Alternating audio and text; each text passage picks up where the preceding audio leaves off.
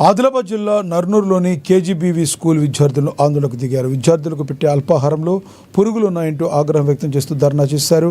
అన్నంలో పురుగులున్నాయని ఎన్నిసార్లు చెప్పినా యాజమాన్యం పట్టించుకోవడం లేదని వాపోయారు. ఇక సమాచారం అందుకున్న ఆదివాసీ లంబాడ సంఘాల నాయకులు పాఠశాలను సందర్శించారు. స్కూల్ విద్యార్థులతో మాట్లాడిన నేతలు మెనూ ప్రకారం భోజనం పెట్టడం లేదని గుర్తించారు. ఇక కనీస సౌకర్యాలు లేక ఇబ్బందులు పడుతున్నామని విద్యార్థులు ఆరోపించారు. ఉన్నతాధికారులు వెంటనే చర్యలు తీసుకోవాలని ఇటు విద్యార్థులు అటు ఆదివాసీ లంబాడ సంఘాల నాయకులు పెద్ద ఎత్తున డిమాండ్ చేశారు. అటు అధికారులు పాఠశాలను సందర్శించి విచారణ చేపట్టారు. तो 2 महीने को एक बार ऐसा आके थोड़ा बहुत हमारे से भी बात करना चाहते हैं, लेकिन यहाँ प्रॉब्लम क्या है, एक तो अलाउड नहीं करते.